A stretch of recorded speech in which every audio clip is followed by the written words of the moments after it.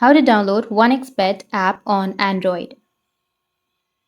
So if you want to download 1xBet app on your Android, then what you need to do, first you just need to simply go with your Play Store and find 1xBet.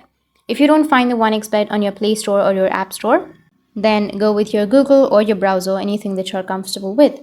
Now on your Google, you need to search for 1xBet. Once you search for it, make sure to enter APK and you will have the APK version. So you just need to simply scroll down, and here you will have all of the website that will provide you the APK. So I'll just simply go with up to down, tap on it. You'll also have the application of up to down on your Play Store. You can download the application also. This kind of interface, you need to scroll down and tap on download option.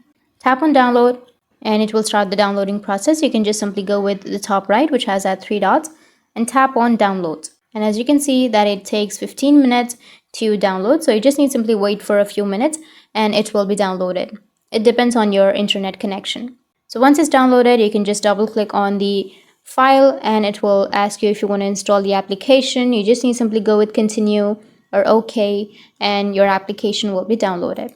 So that's how you can download 1xBet, and if you have any questions, feel free to comment below. Thanks for watching.